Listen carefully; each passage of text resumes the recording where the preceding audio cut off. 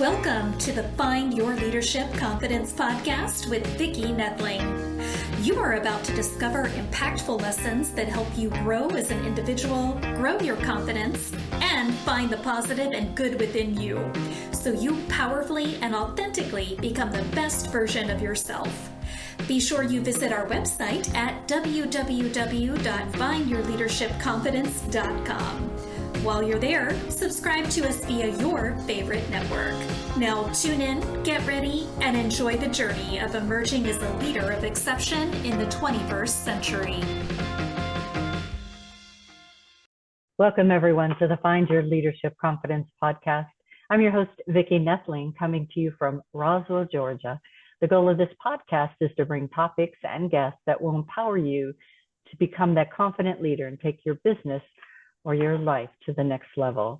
Today, I have with me Dr. David Pearce, and let me tell you a little bit about Dr. Pearce. Dr. David Pearce has been a surgical restorative dentist for 38 years. He sold that practice in 2021 and now focuses on coaching dentists to accelerate success. In 2023, he authored 2 books, and the book that I have noted here is Walked the Walk. His office closed 12 to 14 weeks each year.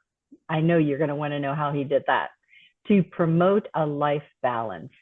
He became financially free in his mid-50s, and he coaches now on leadership and how to have an engaged team, noting that your team and your patients will follow a leader. And I would think it makes sure that it's a good leader.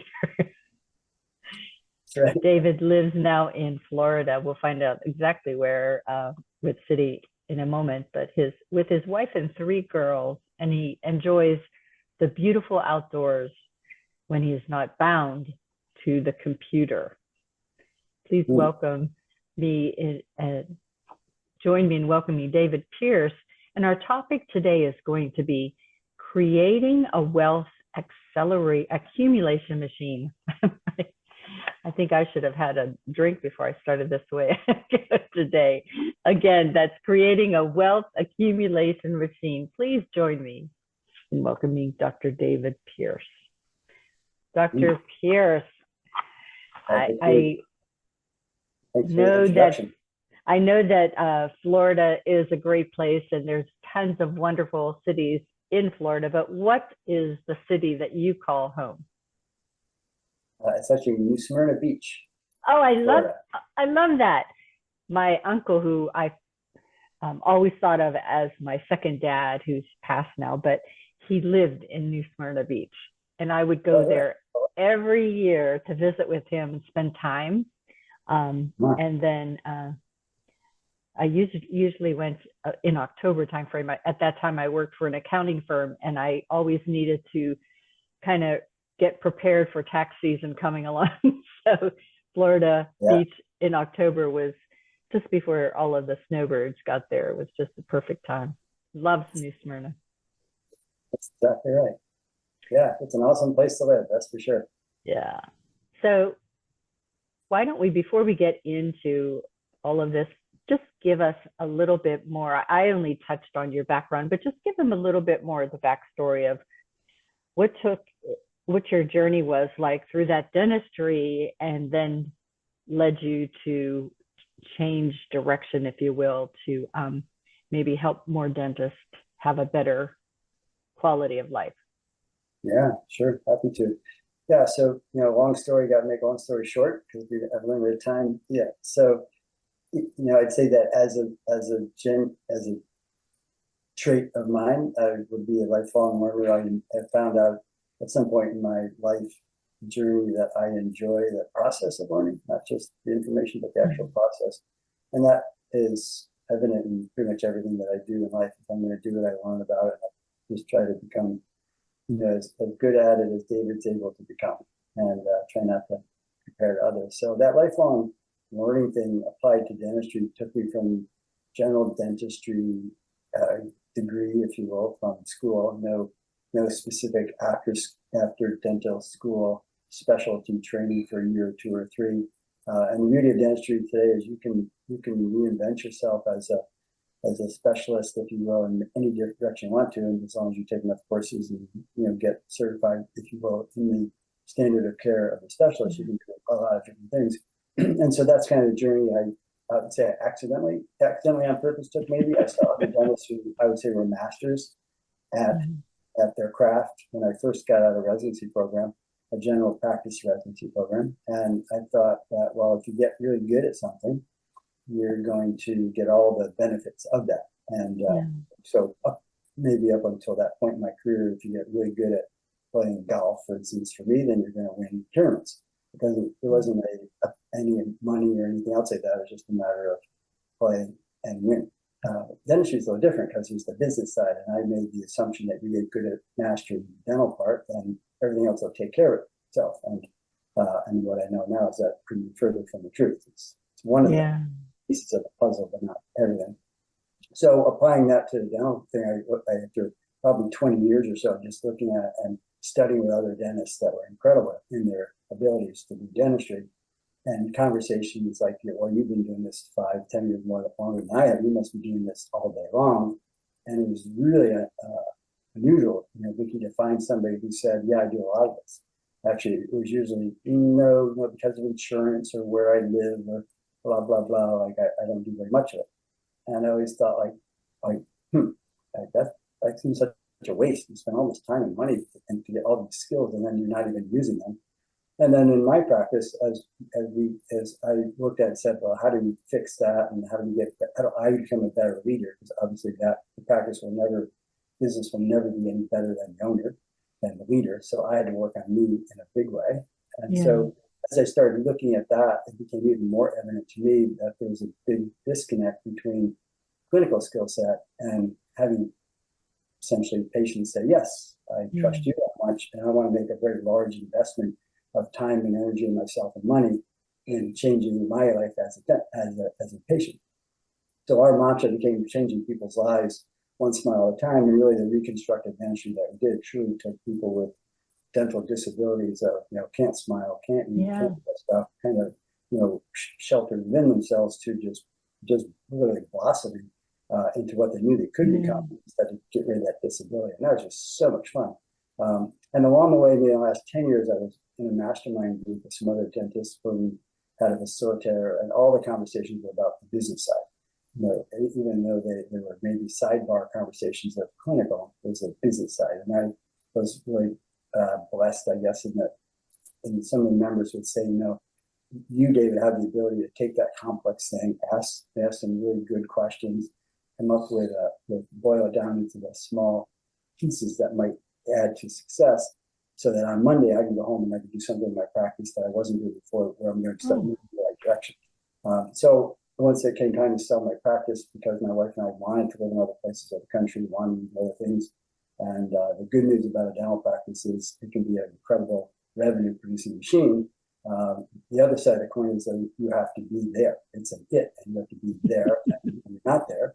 I wasn't there, like you said, 12, 14 weeks ago, I wasn't there, but I also knew that it kept saying, feed me in the form of overhead.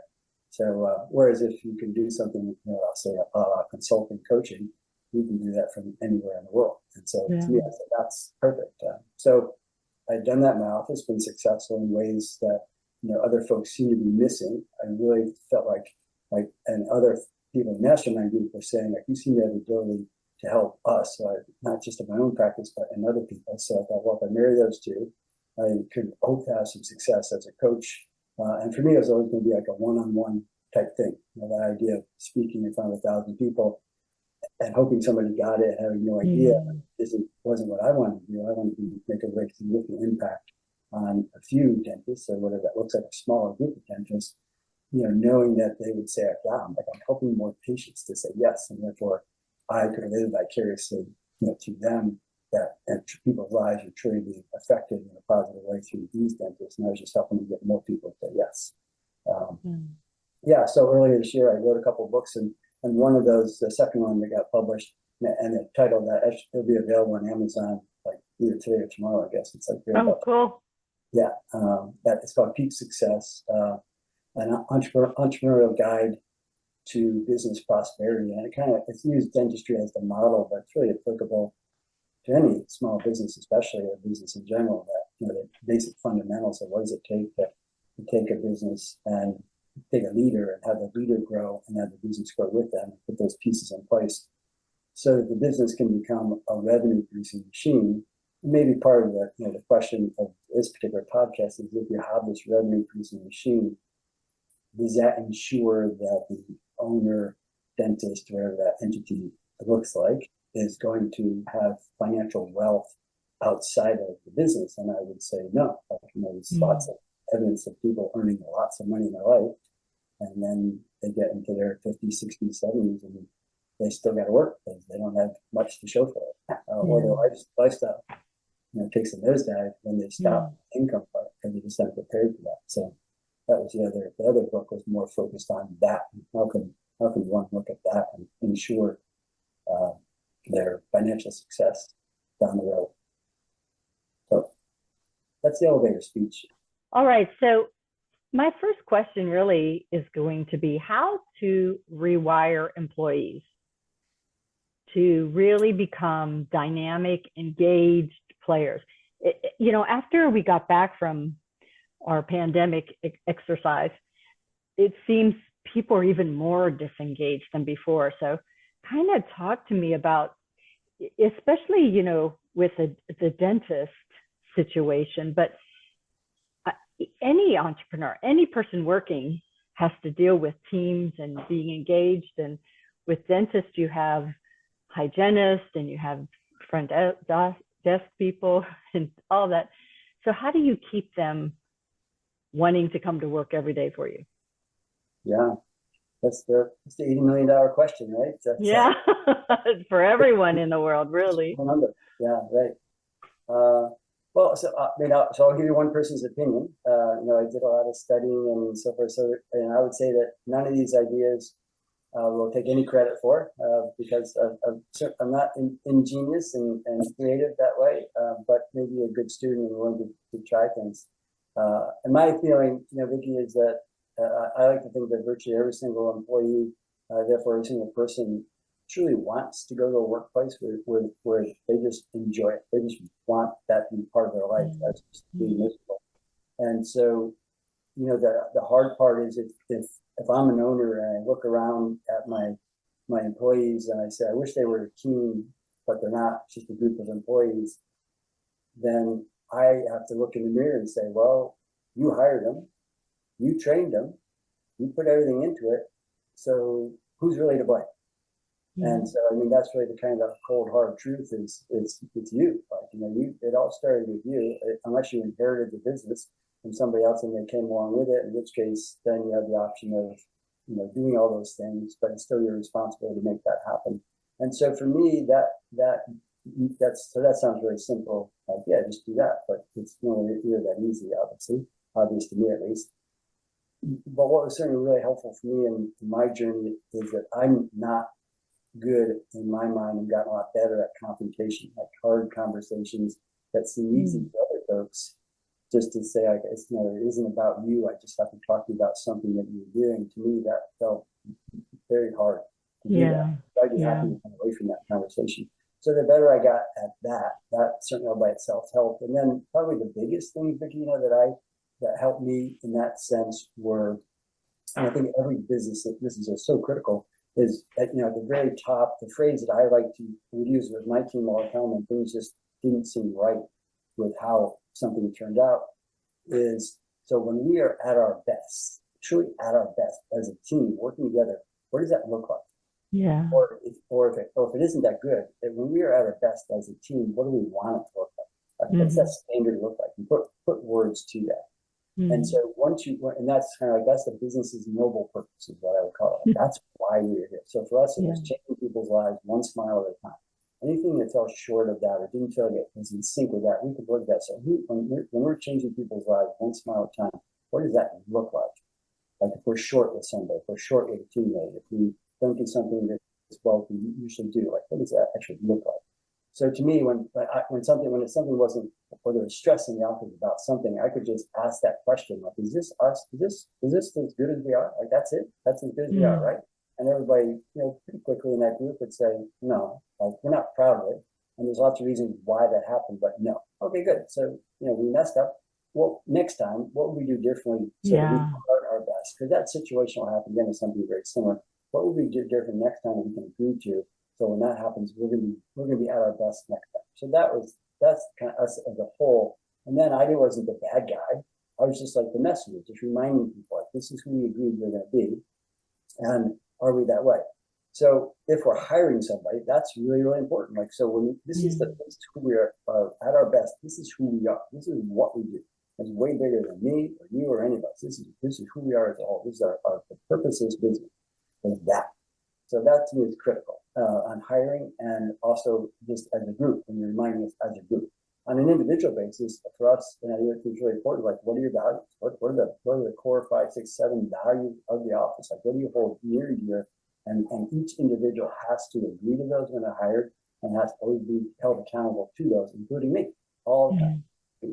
So to me, that was easy. For instance, if you said like we're lifelong learners.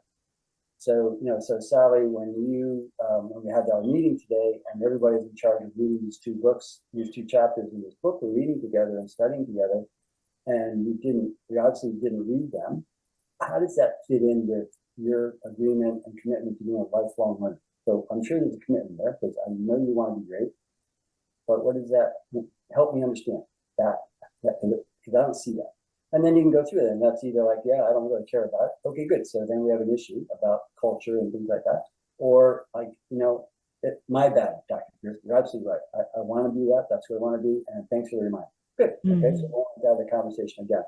And then maybe a third level and for a small business was let's make sure everybody knows exactly who does what.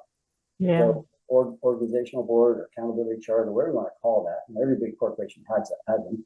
But most small businesses don't have that. It's not on the wall. Like there's a position and who has said like, yep, I know what that position is.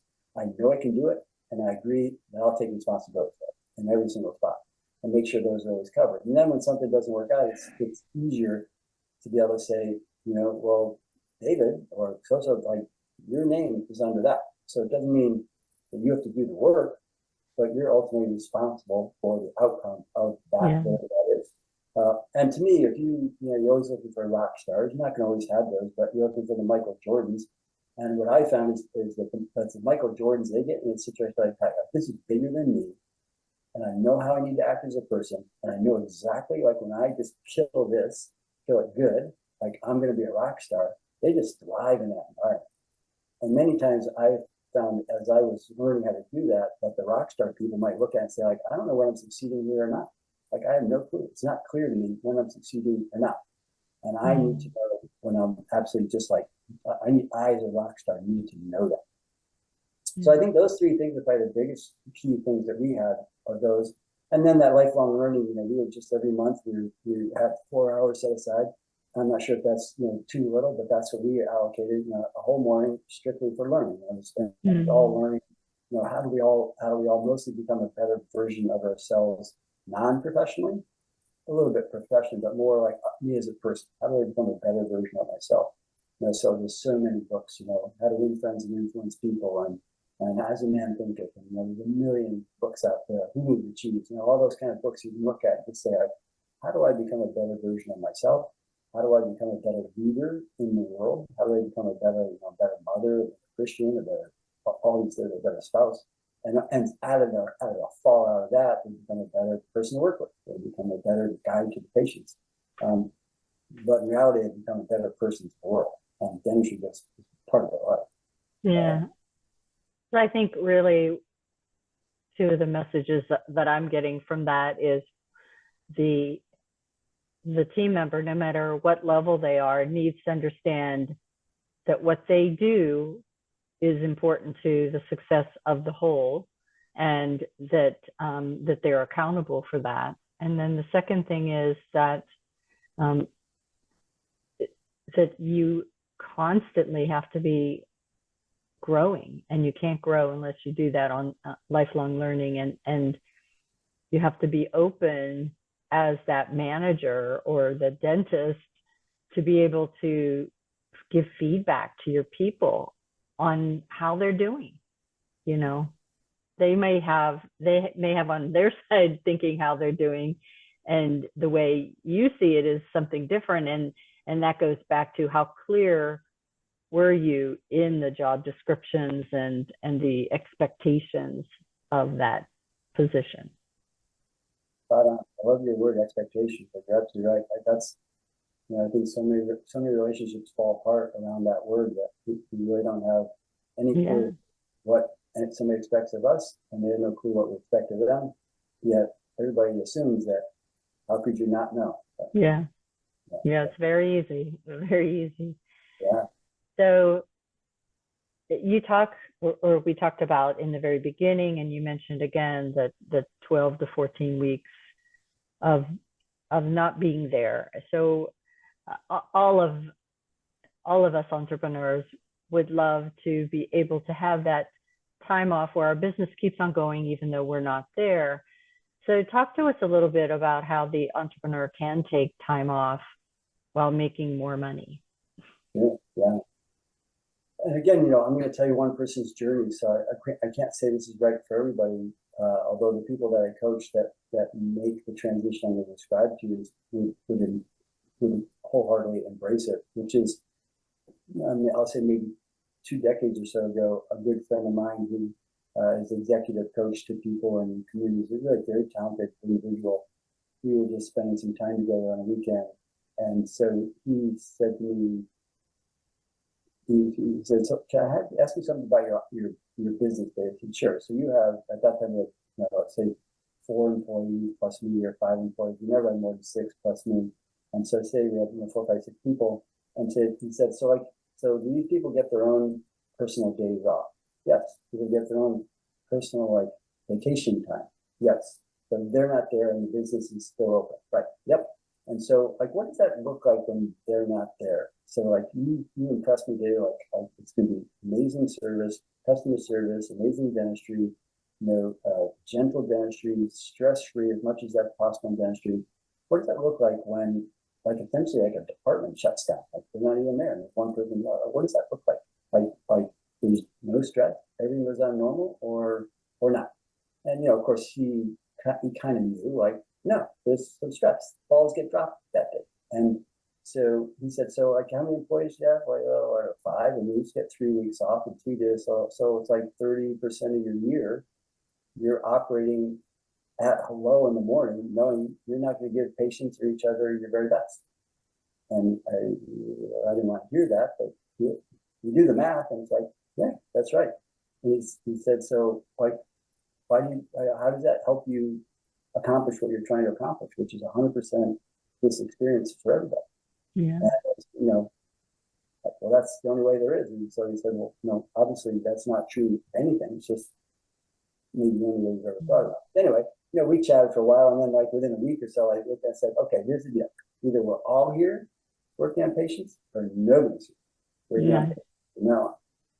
And so that was a very big decision in the office. Yeah. Different in the small business space. And then so that combination of what's that going to look like? So nobody has personal days anymore, nobody has vacation days anymore. The team gets to pick a lot of that time off, but at the same point in time, they're not going to say, I'm going to get a week here and the rest of the people are not going to do it. That's kind of the way our office ran. That said, everybody got off at least 8 weeks a year, and the other 4 weeks a year or more, they were covering phones. So they're getting 8 or 9 weeks where they were just off, getting paid, having fun with their families, whatever they want to do. And the rest of the time, the office phones were being covered by a rolling teammates taking turns at that, if you will. So there was that portion of it. And then, what I was always looked at is that revenue. We oftentimes look at revenue as a time and money type thing. And what we always focus on is how do we increase revenue per hour? Yeah. So you can double your revenue per hour. You could work half the number of hours and have the same revenue. Mathematically. So how can you do that? How can you either provide more bundle services, do more on each patient, create environments where people want to do more dentistry at once, those kinds of things. Now, how do we structure that? So patients will look at dentistry. I'm not sure about other ones, but dentistry, you'll smile at this, probably, Vicki. Not everybody wants to go to the dentist. Yeah. right? Yeah. They don't. That is true. So if you looked at it and said, well, we could take your dentistry and spread it out over 8 to 10 visits, or whatever that might be in any kind of a thing. We could take your construction, your house, and spread it out over 8 to 10 months, or we could get it done in 1 month. Like, which would you prefer, Mrs. Jones? And I would like to say, having had homes built, would be like, no, shorter is better. Like, and same thing in dentistry. So that was the way we kind of looked at it and said, so we know that a contractor can just come in and work on a house like without having to move his crew around, way more productive than our not the usual style, but way more. So for us, the kind of same thing. If I can work on one patient for 3, 4, 5 hours at a time, and the patient wants to do it that way more productive, way more profitable, way better for the business, way better for the patient. It's just a matter of how do we orchestrate the conversations and the culture and the idea. Like, doesn't this plan make sense, Mr. and Mrs. Patient? And they would say yes. So how do we work our way around the obstacles of, well, how do I get 5 hours off from work? And how do we have comfortable for 5 hours? How do we handle the money portion of it and their investment and those kind of things? But once you answer those relatively simple questions, then the rest of it, the patients just look at that and say, why doesn't everybody do this? And like, doesn't matter. We do. Yeah. No insurance pushback on any of that? Well, it's, of course. It's because it's not the norm, right? Anyway. Yeah, there's no question. Yeah. So, the idea, like, that and some of that is one was how would I look at dental insurance? So dental insurance, different than medical insurance. Dental insurance, the maximum amount of dental insurance that most anybody can get is, $1,500 or $2,000 a year. Right. So if somebody comes in and they're just like, I'll say dental disability is like their smile is just like they cover their mouth up, they turn away, their lips together, all that kind of stuff. Then the reality of so that's not fair, but you said, so that's a house that hasn't been worked on for 30 or 40 years. Right. And it's not just a matter of a little bit of paint here and you're done. It's like, this is a pretty major reconstruction of this house, get it back to amazing, like it should be. Yeah. Same thing with the mouth. So the idea that, that if this is going to be a multi-$10,000 renovation of your house to get it back, a multi-$10,000 renovation of your mouth to get it back is what it's going to take to go from where you are to where you should be, had not all this damage and neglect over years. Yeah. And if we do that by an insurance thing, it might be 20, 30, 40 years from now when you actually get it all done. And of course, by the end, things are going to fall apart. You're going to go through all this transition. That just makes no sense. So the insurance is really more of like a coupon. It's like, hey, you cut it up, you get a little bit off, whatever it is, the meal you're going to eat, but it's not going to pay for the meal. It's just a helpful thing that you're going to go eat there anyway. Yeah. So it's a Merry Christmas thing at the end, and you worked hard for that $1,500 bonus. We're going to do everything possible to make sure you get every cent of that. But at the same point in time, the insurance isn't about healthcare. Insurance is strictly a benefit. It's a negotiated benefit, and so it takes a little bit, I guess, for the owner to get that mindset of like, insurance. This isn't about insurance. This is about health. Yeah. And your confidence. It truly is about your confidence. Right. And the team starts looking at that and saying like, there's no way in the world you can let insurance dictate the quality of your health, especially dentistry, because you can't, $1,500 is a lot of money, and yet it's nowhere near enough to take a house that's, just completely in disrepair and get it back where it needs to be. Yeah. And your health of your teeth are so aligned with your heart and all the other things that people don't think about. Yeah, sure. Yeah. And honestly, Vicki, I think that, unfortunately or fortunately, whatever it is, that dentistry has done just, I think, amazingly well in being so far ahead of the medical profession when it comes to customer service and things like that. And yet we have so far to go, even like from the standpoint of patients feeling judged, so they come in like knowing, like, I know I've neglected my mouth. Like I heard growing up, you're supposed to go every 6 months, you're supposed to brush and floss and all these things they've heard. And so they come in, knowing that this is a place that maybe you get hurt. Like dentistry and pain are not like too far apart. No, not too far. Yeah, not too far apart. So you could get hurt there, and I'm embarrassed about where I am, and they say things to me like, "So when was the last time you had your teeth cleaned?" Seems like an innocent question, but what I'm hearing is what you want to hear me say is how many years it's been since I've done that, so you can kind of put your hands on your hip and say, "Bad boy, bad boy, you should have done that sooner. Why didn't you do that sooner? What's wrong with you?" And unfortunately, we do that. Like they're just not in any intention whatsoever to be hurtful. You just don't have the training, in dental school and say like, it is about healthcare, but there's so much emotional stuff that goes on in people's mouths, and so much of who they are is tied up in that, as opposed to their kidney or their liver or their lungs. Like that's just a part of their body that it is what it is. But like this thing, you can't interact with the world without the world knowing everything about this. So it's a very different part of our body that we're dealing with. And I think that's the piece that is very, very important that teams look at and say, I want to transition to more dollars per hour, truly relationship-based dentistry, where people come in and say, I trust you, I want you to do this work. I've been putting this off for years, looking for somebody, hoping with somebody like you and your team that helped me. I found you. That embracing the idea of like, this is all about relationships. It's not about fixing. It's about somebody trusting you and saying like, you understand me as a patient, and that might be the first time I've ever felt that from a healthcare worker, and sign me up. Like, I may not be able to do it all at once, but whatever I do, I want to do as much as I possibly can as fast as I can. So good.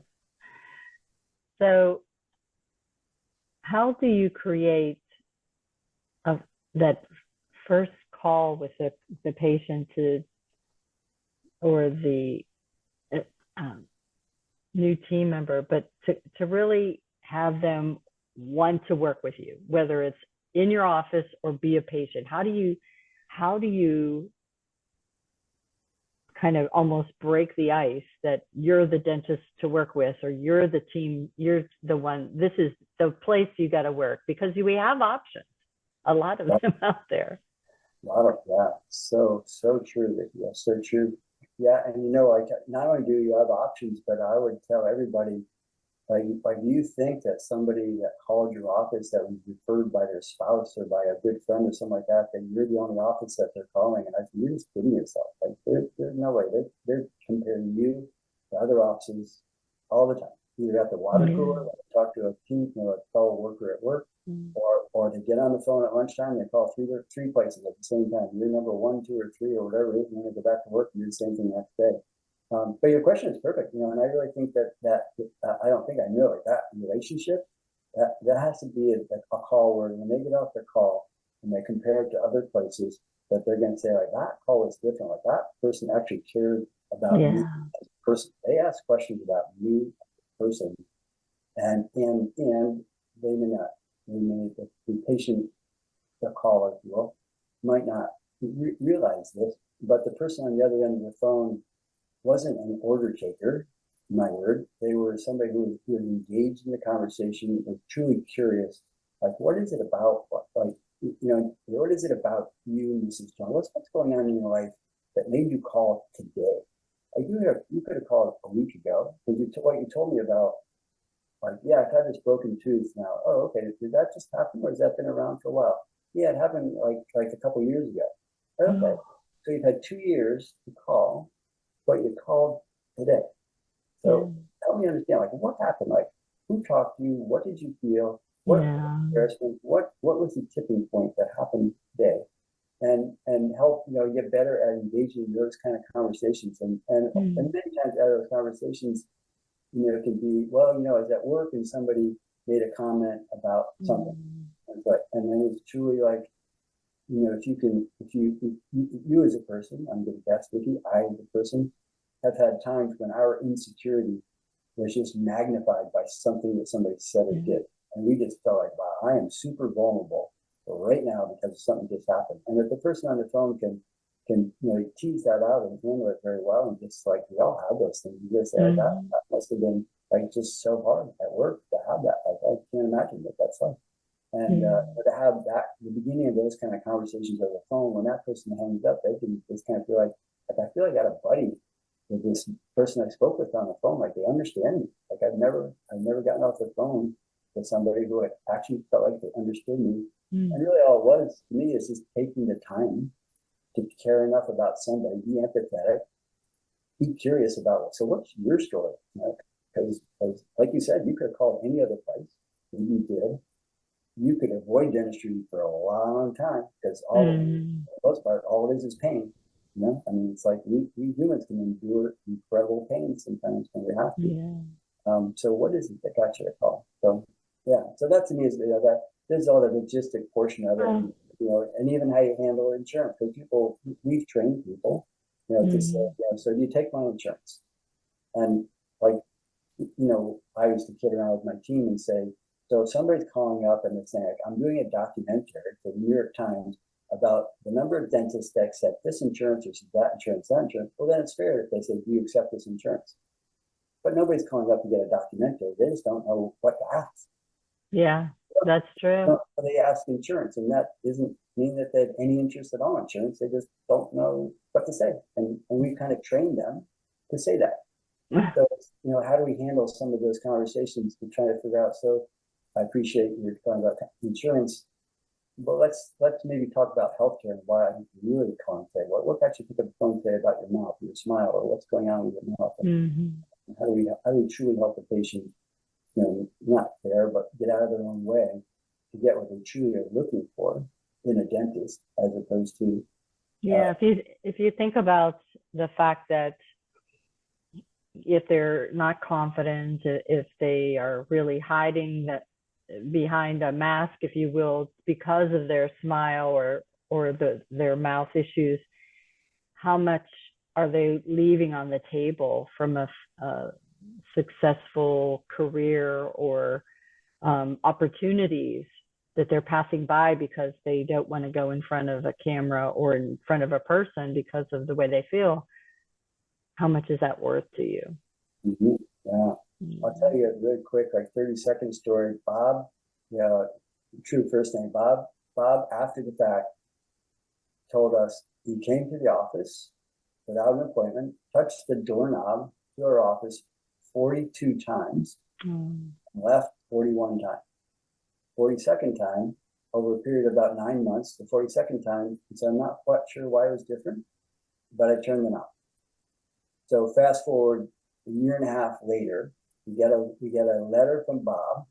He restored his mouth, and it wasn't like the most amazing dentistry the dentistry had to do. His budget couldn't take care of that, but it still got to a point where he was at a point confidence-wise where he had been watching, and you'll appreciate it, wasn't stalking, was watching a woman that he knew from high school who was his high school sweetheart, and they had gone separate ways. He knew she was divorced. He had been divorced, and he was watching her life through Facebook and knowing that he would love to reach out to her and couldn't because of his self-confidence around his mouth. So 18 months after we got done working, we got a letter from Bob, and it's saying, Dr. Pearce and your team, I just have to tell you, I know I told you about so-and-so. I reached out to her, and 3 weeks ago, we were married. I can't thank you enough for the things that you and your team, you did what you said, which is changing people's lives one smile at a time.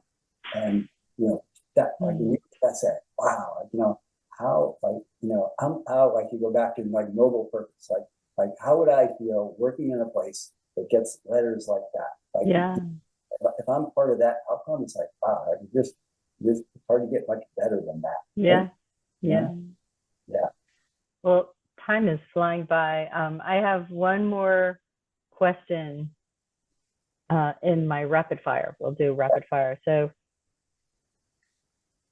how can you can you describe the process to make sure that your team are accepting you as the leader? Mentally, when they look at you, they know that you are the person that is well equipped to lead the team and has their best interest in mind. So how can you achieve that? What's that process? Yeah. Well, as an aside to a plug, I have a YouTube channel, and actually over the last maybe 3 or 4 weeks, and over the next 12 to 15 weeks, each week we'll go through a different aspect of leadership. And actually, very good.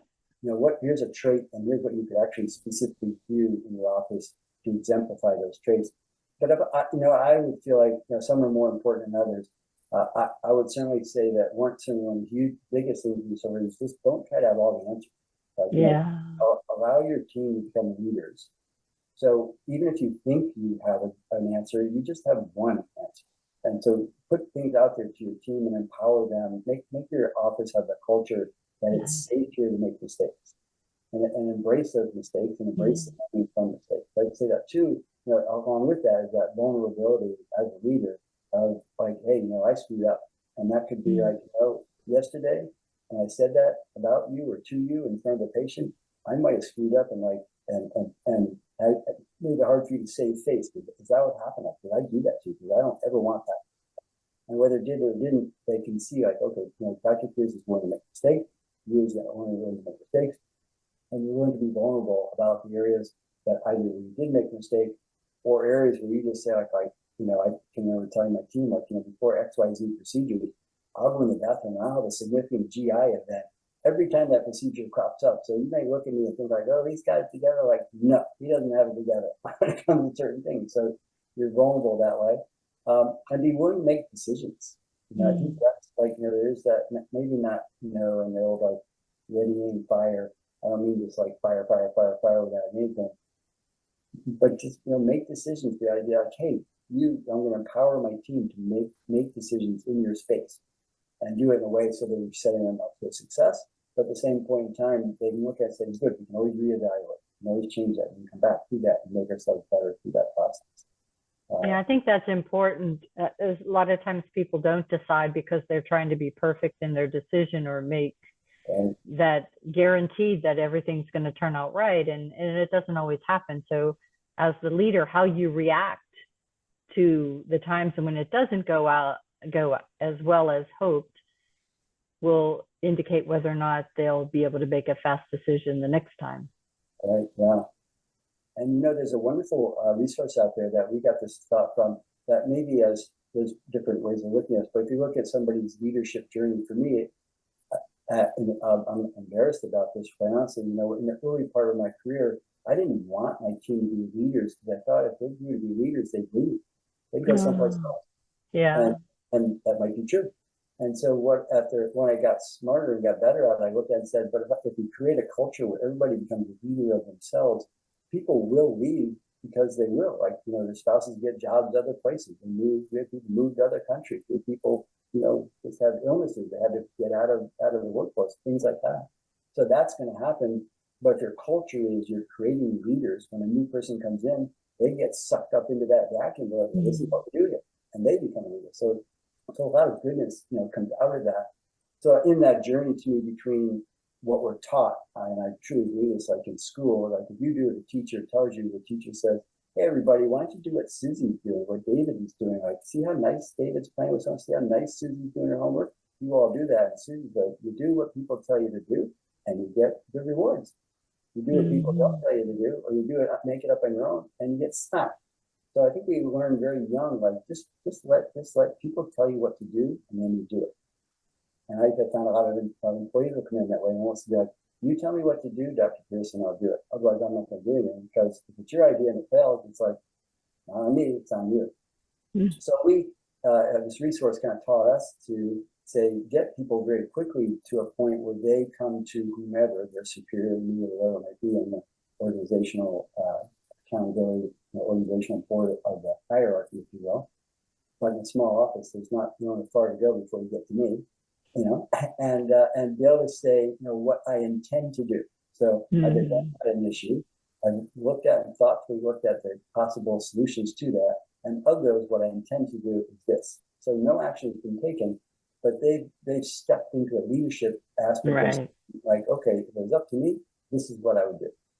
And then try to support that process so that, 8 out of 10 times, chances are they're going to be right. Right. They're in the Right. trenches. They know. Here's the problem. I'm doing it all day long. What do I know? I'm over here, with my hands in people's mouths. I don't know what's going on in the front desk over here. So they have a much better idea. And I think that was a huge component of their success of looking to the point where, okay, I'm going to be making decisions here. And then they get past that where they actually are making decisions. So this is what I do, because you have faith in them. Right. Exactly. And I think, whenever people leave because you allowed them the opportunity to grow, to develop, to become more than they started out as, that actually is great for your brand, because everywhere they go, people will see their attributes and the good things. And you'll have good words also for where you came from, And so then that's really still great for your brand, because it's saying Dr. Pearce's office is excellent to work in, or all those kind of things. Yeah, yeah. And a lot of the listeners may be so young that they're not thinking about legacies and things like that. But as you progress along, I felt like, to me, a really cool legacy would be, of all things, that somebody that when I was no longer in dentistry, or somebody working with me was no longer there, that they would say, like, I'm a better version of me because of working in the office of Dr. David Pearce. Not because of him, but the culture and everything he created there. I'll say, like, forced progress made me a better version of myself. And I'm grateful for that, because now I'm a better, spouse, I'm a better mother, I'm a better daughter, but we're all those different things in the world, which maybe I wouldn't have gotten there as quickly had I not been immersed in that culture. Yeah. And all that allows us to become able to make more money, have better time balance, and have happier people working with us. Right. It's been such a pleasure. We're going to go ahead and share my screen for those that are intrigued and want to still connect with you and learn more. So if you're just listening, you know the drill. Get a paper, pencil, so you can get the information for Dr. Pearce's website. If you're watching, you can go grab that screenshot now. And the website is www.ultimatesuccess.dentist. Again, ultimatesuccess.dentist. LinkedIn, you can find him at David-R-Pearce, that's Pearce-DDS, David-R-Pearce-DDS. On YouTube at Ultimate Success in Dentistry. Again, at Ultimate Success in Dentistry, and that ad is the ampersand.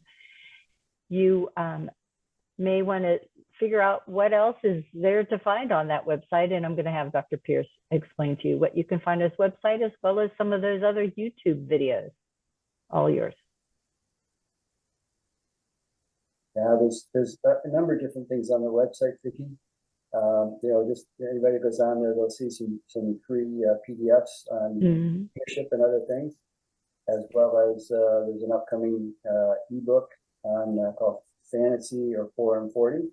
And that's, I think, a great look at how do you take a young professional, whatever young means, and go from that position financially to financial freedom in a very predictable way, so that your 50s and 60s, those decades of life are full of all the blessings that, that financial success, lots of layers of success, but financial success can offer. Awesome. Well, this has been wonderful.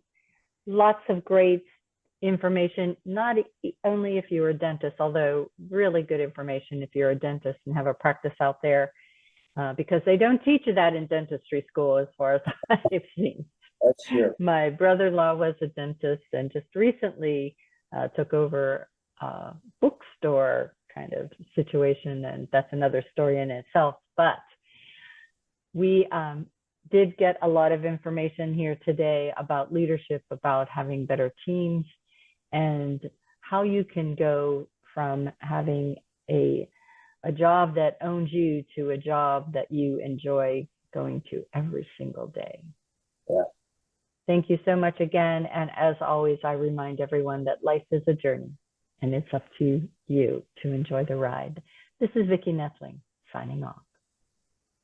Thank Thank you for tuning into the Find Your Leadership Confidence podcast with Vicki Noethling, where we share impactful lessons that help you grow as an individual, grow your confidence, and find the positive and good within you so you powerfully and authentically become the best version of yourself. Remember to visit our website at www.findyourleadershipconfidence.com and enjoy even more great episodes like this one. Again, while you're here, subscribe to us via your favorite network. We look forward to seeing you next time on the Find Your Leadership Confidence podcast.